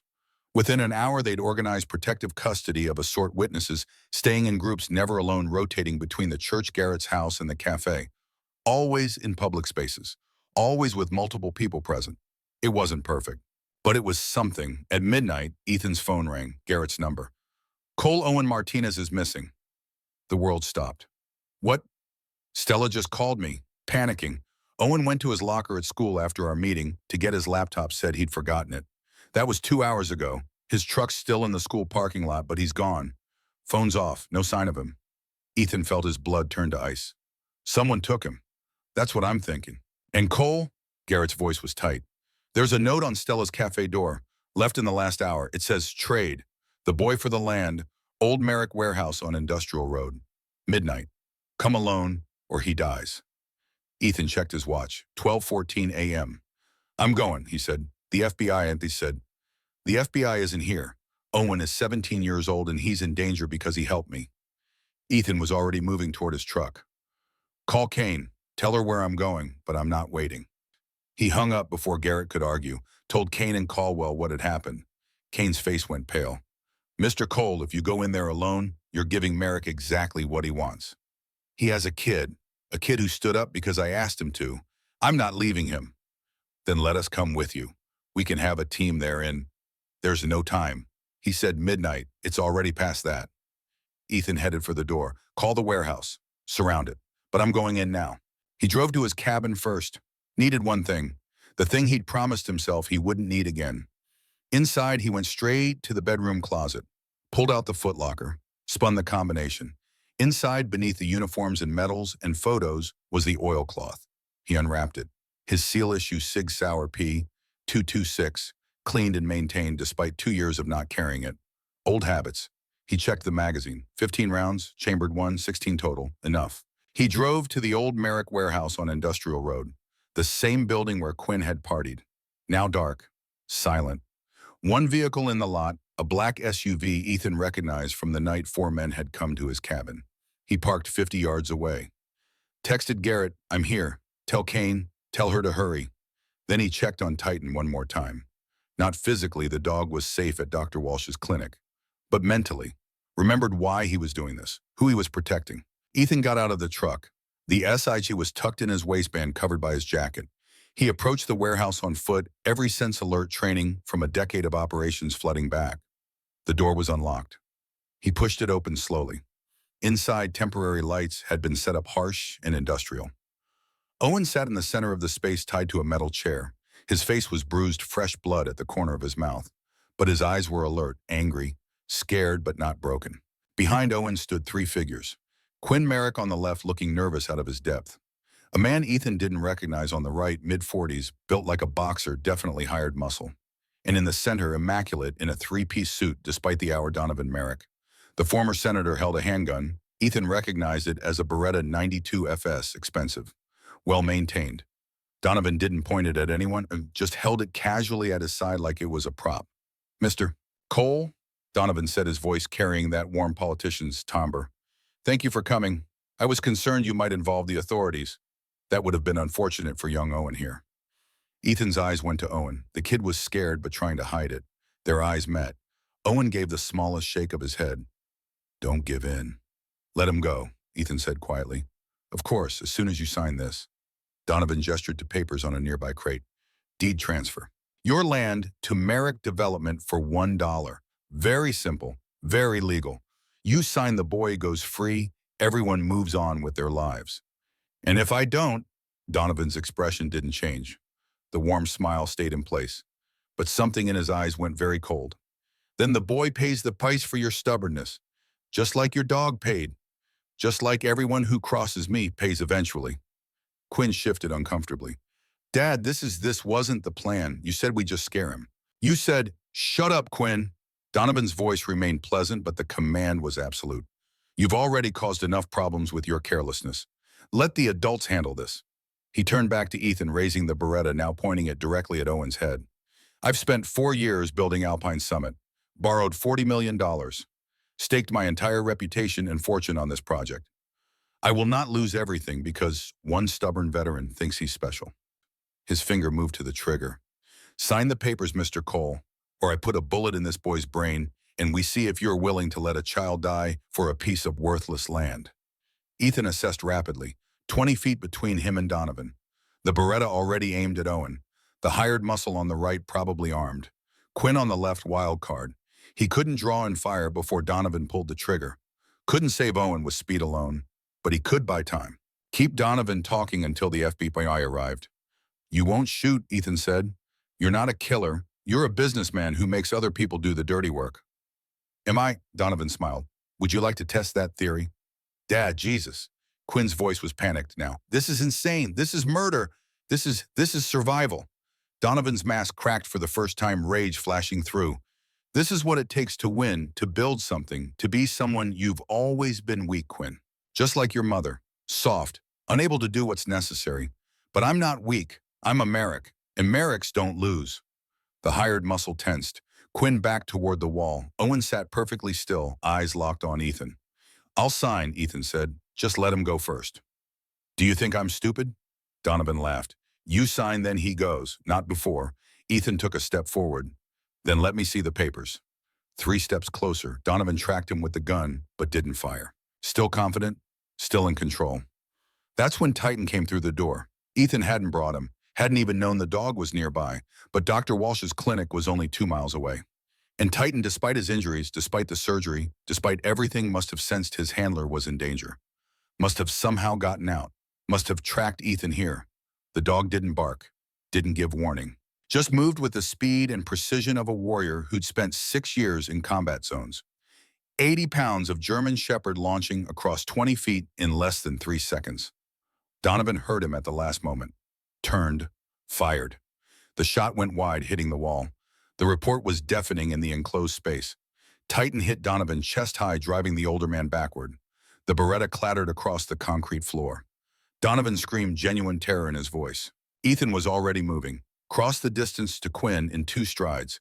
The younger Merrick tried to run. Ethan grabbed his collar, spun him, drove him face first into the wall with controlled force, hard enough to stun, not hard enough to cause serious injury. Quinn dropped, nose-bleeding, consciousness flickering. The hired muscle reached for a gun. Ethan drew the SIG and aimed it at center mass. Don't, Ethan said quietly. The man's hand stopped. After a moment, he raised both hands and stepped back. Ethan turned. Titan had Donovan pinned on the ground, jaws locked around the older man's wrist. Not biting down hard enough to break bone, just holding, waiting for the command. Good boy, Ethan said, his voice breaking. Good boy, Titan. You found me. He went to Owen, cut the ropes with a folding knife from his pocket. The kid was shaking but unharmed. Go outside, Ethan said. Your mom's coming. And the FBI.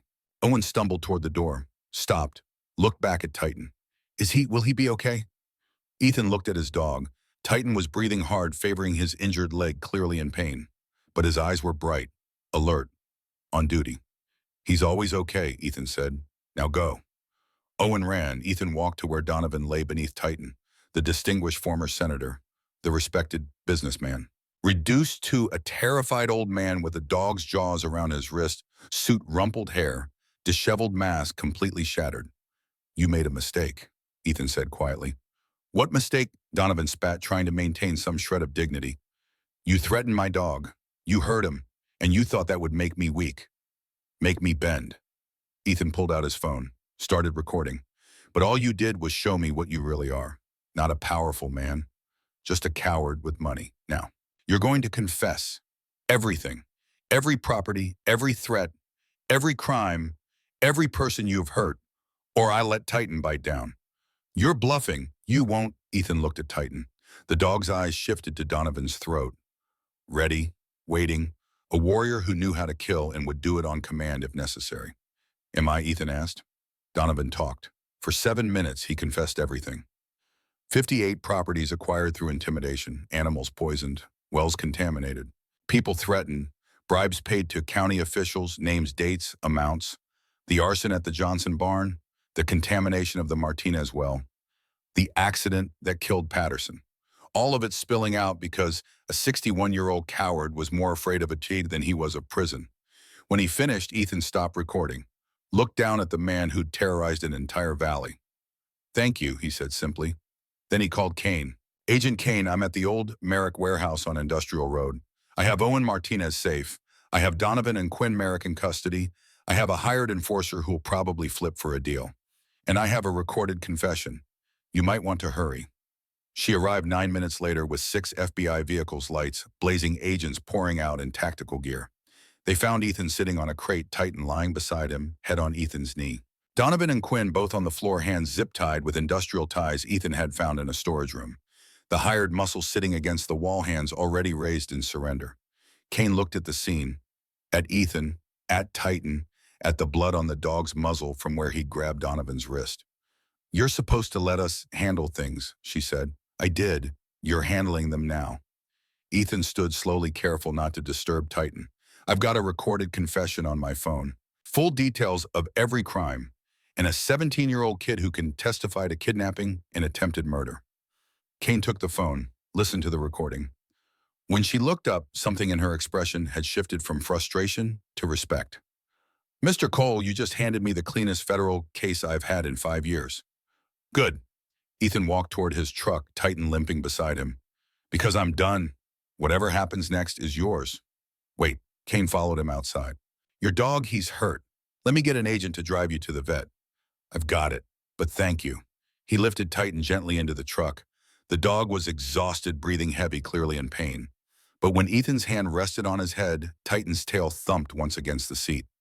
You saved me again, Ethan whispered. I don't know how many times that makes, but thank you, buddy, thank you. He drove to Dr. Walsh's clinic. Catherine was waiting. Garrett had called her, warned her Titan might be coming. She examined the dog quickly, efficiently. Stitches held, she said finally. No new damage to the surgical site, but his heart rate is elevated, blood pressure high. He's exhausted. She looked at Ethan with tired eyes. This dog just saved your life again, but he can't keep doing this. His body can't take much more. I know, Ethan said. It's over now. The fight's over. Is it? Ethan thought about the recorded confession. The FBI raid happening right now at Donovan's mansion. The 17 witnesses ready to testify. The USB drives full of evidence. Yes, he said. It's over.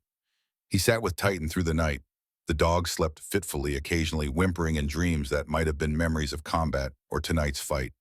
Ethan kept one hand on Titan's back, feeling the steady rise and fall of breathing. The sun rose over the mountains, painting the clinic walls in shades of gold. Ethan's phone buzzed. A text from Kane.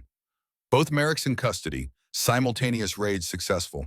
Seized 47 boxes of documents, 12 computers, extensive financial records. Multiple arrests of associates. This case is airtight. Thank you. Another text from Stella. Owen's home, safe. Thank you for saving my son. I'll never forget this. From Garrett, watching the news. FB, I arrested Donovan at his mansion.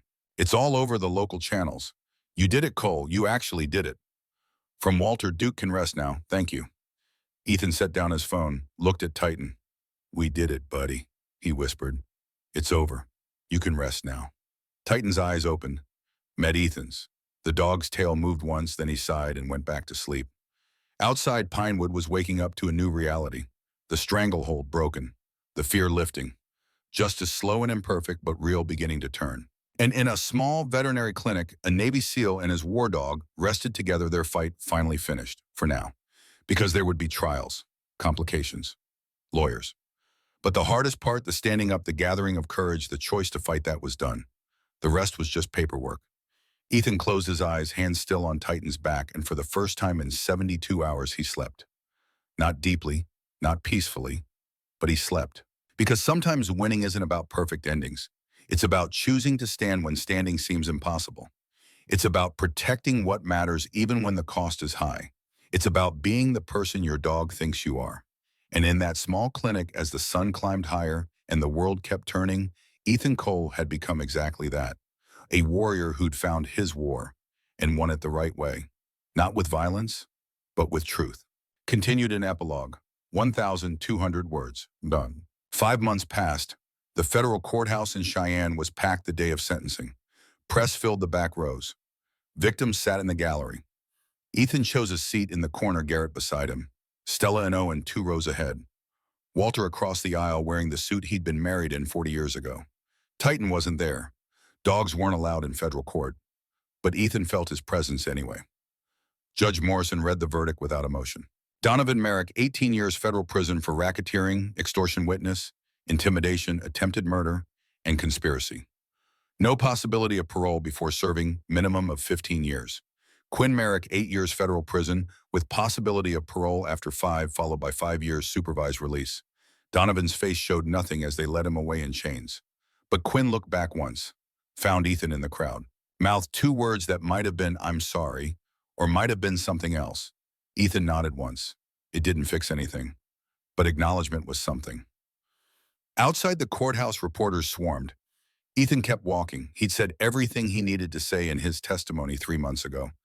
The rest was just noise. Agent Kane caught up with him in the parking lot. "Mr. Cole, wait." He turned. Kane looked tired but satisfied, the look of someone who'd won a fight that mattered. "I wanted to tell you the case is being used as a model now. Training material for public corruption investigations. Your testimony, the way you organize the witnesses, the evidence gathering, it's textbook." She paused. "The Bureau wants to know if you'd be interested in consulting work, teaching agents how to build community-based cases." Ethan considered it, shook his head. "I appreciate the offer, but I'm done with that life. I just want to go home." "I understand." Kane handed him her card anyway. "If you change your mind," and Cole, thank you for showing people that fighting back is possible, for proving that even entrenched corruption can be defeated if enough people find courage. He drove back to Pinewood as the sun set, painting the mountains in shades of purple and gold. The valley looked the same as when he'd first arrived 2 years ago, but it felt different, lighter, like a weight had been lifted. His cabin had been repaired while the trial was ongoing. New windows, new door, the damage erased, but Ethan had kept one thing: the torn photo of his grandfather taped back together and framed. A reminder that some things once broken never quite look the same, but they can still be whole. Titan was waiting on the porch when Ethan pulled up. The dog was 10 now, visibly older than 6 months ago. His muzzle had gone almost completely gray. His movements were slower, careful arthritis settling into joints that had carried him through too many battles. But his eyes were still bright, still watching, still protecting. "Hey, buddy," Ethan said, climbing out of the truck. "Miss me?" Titan's tail wagged. The dog stood slowly, painfully, and walked to Ethan, pressed against his leg. Behind the cabin, construction was ongoing.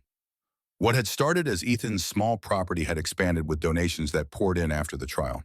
Letters from veterans, checks from strangers who'd followed the story, support from organizations dedicated to retired military working dogs. The sign at the end of the new driveway read Pinewood, K9 Sanctuary, where warriors rest. 4 German shepherds played in the yard, all retired from service, all carrying injuries that had ended their careers, but not their spirits. Garrett was there helping install fencing.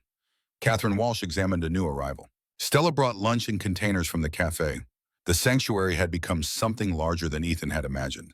A place where broken warriors, both human and canine, could heal together. Walter visited daily, bringing treats he pretended not to give the Muzz. Owen came after school, helping with training and care, working off the guilt he still carried in the only way that seemed to help. Reverend Grant led a weekly prayer service, the church having survived losing Merrick's funding by discovering that community support was stronger than one corrupt donor. Even Sheriff Caldwell stopped by, sometimes having resigned his position, but found new purpose in volunteer work, trying to make amends one day at a time. The community had pulled together in ways that surprised everyone. The sanctuary became a gathering place, a symbol of what was possible when people chose courage over fear. But for Ethan, it was simpler than that. It was home, Finally, truly home. 3 months later, on a cold morning in early winter, Titan didn't get up. Ethan knew immediately. He'd seen death enough times to recognize it. The dog was still breathing, but his eyes had that faraway look, the peace that comes when the fight is finally completely over. Ethan carried him to the truck, drove to the meadow where elk still grazed in the mornings, spread a blanket under an oak tree, sat with Titan's head in his lap. "You were the best of us," Ethan said, his voice breaking. "The very best. Braver than me, better than me. You saved my life 17 times in Iraq. Saved it again here. I don't know how to do this without you, buddy. I don't know how to be the person you thought I was." Titan's tail moved. Once. Twice. His eyes found Ethan's. Held them. And in that look was everything. Forgiveness. Love. Trust. The absolute certainty that Ethan was exactly who Titan had always believed him to be. Then the dog closed his eyes, his breathing slowed. And quietly, without struggle, Titan let go. They buried him on the hill overlooking the sanctuary. Military honors, flag presentation. Garrett played taps on a battered trumpet he'd kept from his Navy days. 17 veterans attended the funeral, people Ethan had never met who'd driven hours to pay respects to a war dog who'd saved lives. The headstone was simple granite Titan military working dog, K9 2015 to 2025 43. IEDs detected. 18 American lives saved a warrior. Until the end. That night, Ethan stood on his porch looking at the hill where Titan rested. The sanctuary was quiet behind him. Dogs sleeping, stars overhead, the valley at peace. He thought about everything that had led here. The fight with the Merricks, the choice between running and standing, the people who'd found courage they didn't know they had. Titan had made that choice every day of his service. Stand, protect, serve. No matter the cost, Ethan pulled out his phone, made a video he'd been planning since the day Titan died. "My name is Ethan Cole," he said to the camera. "A year ago, someone kicked my dog. That dog was Titan, a Navy K9 who'd saved 18 lives in Iraq. What happened next changed my life and my town." He talked for 15 minutes. About Titan, about the fight, about the sanctuary, about why it mattered. "People ask me if we're even now," he said. "Titan saved my life 17 times in combat. I saved his twice here, but we're not even. Because love doesn't keep score. Loyalty doesn't have limits. Faith doesn't end when the fight gets hard." He paused, gathering his thoughts. "My grandfather used to say God gives us dogs to teach us how to love unconditionally, and he gives us land to teach us what's worth fighting for. I fought for this land not because it's valuable. I fought because it's home, and home isn't a place. It's who you protect, who protects you. Titan taught me that. So did the people of Pinewood. We weren't strong alone, but together we were unbreakable. That's faith, not in ourselves, but in each other, and in the God who puts the right people and the right dogs in our path when we need them most. If you're facing something that seems impossible, if you're scared, if you think you're alone, you're not. Stand up, speak truth, find your community, fight for what's right, not because it's easy, because it's necessary." He ended the recording, posted it with a simple caption, "In memory of Titan, 2015 to 2025, a warrior who taught me what courage really means." The video went viral. Within 2 weeks, 5 million views. Donations flooded the sanctuary enough to expand to help dozens more retired war dogs to build something that would last long after Ethan was gone. 6 months later, text appeared on screens across America. Titan K9 military working dog, passed peacefully in 2025 at age 10, buried with full military honors on land. He helped protect Pinewood K9 Sanctuary, has provided care for 89 retired military working dogs, expanded to 3 locations across Wyoming, funded entirely by donations from the community. Titan helped save Donovan Merrick, serving 18 years at FCY Englewood. Colorado earliest possible release 2041. Quinn Merrick released on parole in 2032. Now volunteers at Rocky Mountain Animal Rescue, working to make amends. Ethan Cole continues to run Pinewood K9 Sanctuary. His testimony before Congress in 2026 led to the MWD Retirement Act, providing lifetime V, a health care for all retired military working dogs. The people of Pinewood rebuilt their community on foundations of courage instead of fear. Property values recovered. New businesses opened. The Merrick Development Building was converted into a community center. If you know a veteran or retired K9 who needs help, visit pinewood9sanctuary.org. What would you fight for? God bless you all. Ethan stood at Titan's grave on the 1-year anniversary. Behind him, the sanctuary hummed with life. Dogs barking, Volunteers laughing, the sound of healing. He knelt, placed his hand on the cold granite. "We did it, buddy," he whispered. "The sanctuary's helping dogs you never met, saving lives you'll never see. Your legacy is bigger than either of us ever imagined." The wind moved through the pine trees. Somewhere down the hill, a dog barked. Another answered. Ethan smiled. Because Titan had taught him one final lesson: that courage isn't something you have. It's something you choose. Every day, every moment, every time fear says run and you decide to stand instead. And sometimes when you choose courage, you don't just save yourself. You save everyone around you. You change your community. You build something that lasts. Ethan stood, looked out over the valley, his home. "Thank you, Titan," he said quietly, "for everything. For showing me what loyalty means. For teaching me that peace is worth fighting for. For being a better warrior than I ever was." He walked back down the hill. Work was waiting, dogs needed feeding, fences needed mending. Life continued. But for just a moment, Ethan could have sworn he felt something warm breath on his hand, the press of a furry shoulder against his leg, the weight of absolute trust that only a dog can give. And he knew with certainty that required no proof that somewhere beyond the mountains and the stars, an old German shepherd with a graying muzzle was watching. Still on duty, still protecting, still faithful, forever.